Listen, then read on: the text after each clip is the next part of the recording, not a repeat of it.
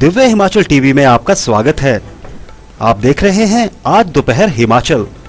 आइए शुरुआत करते हैं दोपहर तक की कुछ चुनिंदा खबरों से।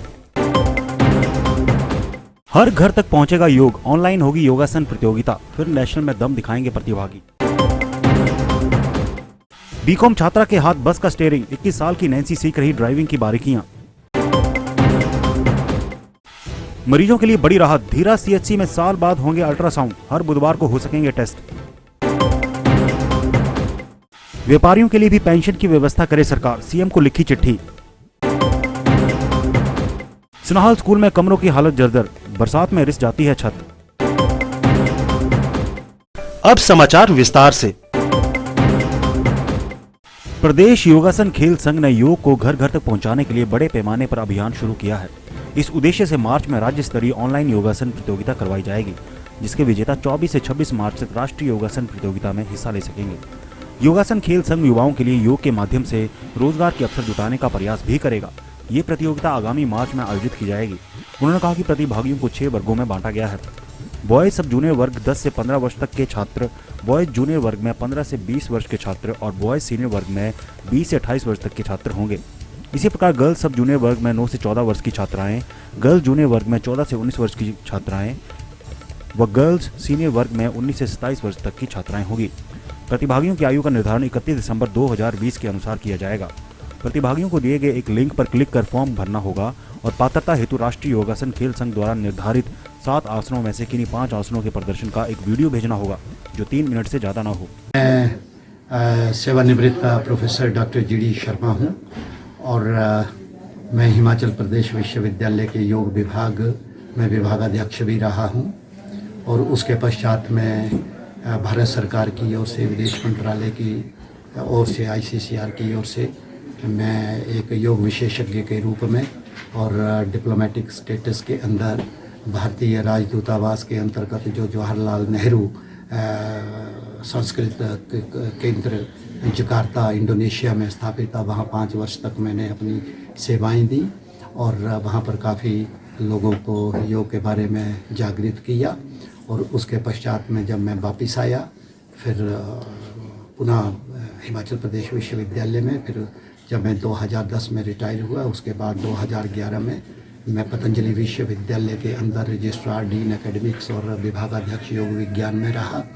और आज पत्रकार के बारे में बताया का मुख्य उद्देश्य ये है कि हम चाहते हैं ये जो नवनिर्मित हमारा जो हिमाचल प्रदेश योगासन खेल संघ बना है, उसके माध्यम से हम प्रदेश की प्रतिभाओं को निखारें और उनको जो है वो योगासन की जो हमारी प्रतियोगिताएं होंगी उसमें बढ़ चढ़ कर हिस्सा लेने के लिए प्रेरित करें। और उसके पश्चात जो है जिस प्रकार से दूसरे खेल संघ है उसी प्रकार से, क्योंकि ये जो खेल संघ है इसको भारत सरकार का जो हमारा युवा मामले एवं खेल मंत्रालय है उससे इसको मान्यता प्राप्त है।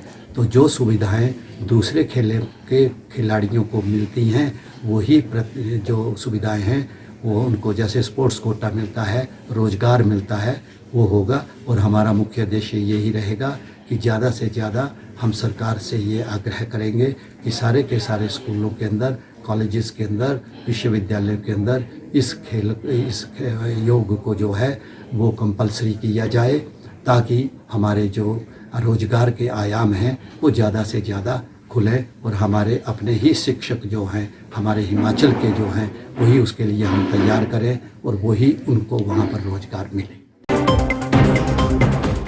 प्रदेश की पहली महिला बस चालक सीमा ठाकुर युवतियों के लिए प्रेरणा स्रोत बनने लगी है।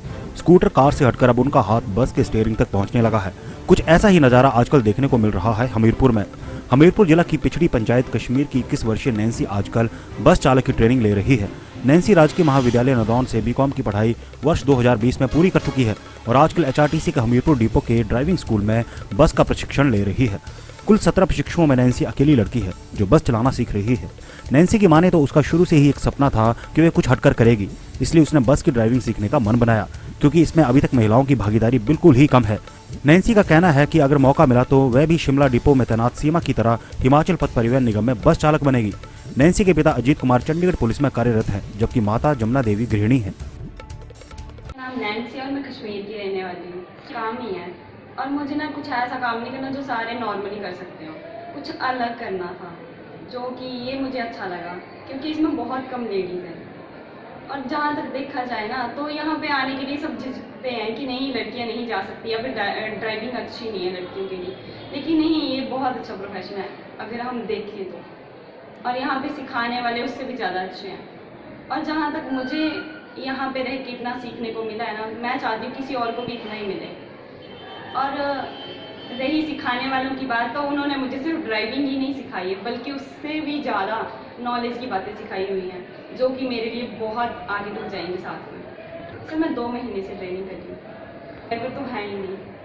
मेरे फादर चंडीगढ़ पुलिस में है, मदर है, फादर हैं, और वैसे तो जॉइंट फैमिली है मेरी, बट ऐसे नॉर्मल में मदर, फादर एंड भाई है मेरा।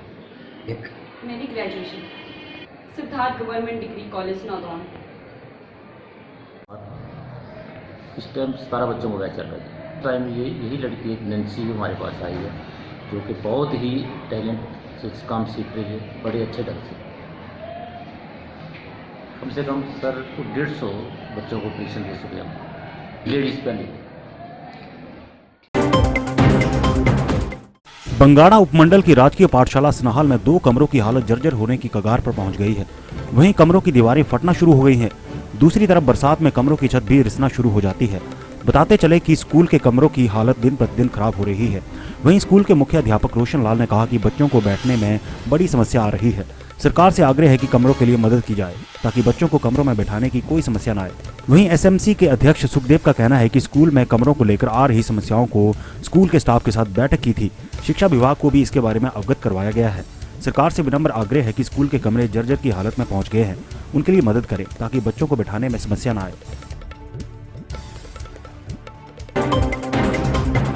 करीब 1 साल से सामुदायिक स्वास्थ्य केंद्र धीरा में अल्ट्रासाउंड की सुविधा से वंचित चिनग्र क्षेत्र की जनता के लिए बुधवार से अल्ट्रासाउंड सुविधा फिर शुरू कर दी जाएगी। लॉकडाउन के बाद से क्षेत्रवासी इस सुविधा से वंचित हो गए थे। क्षेत्र की जनता को अल्ट्रासाउंड करवाने के लिए भवारना, पालुमपुर या अन्य अस्पतालों में जाना पड़ता था, जिस कारण जनता को भारी परेशानियों का सामना करना पड़ता था।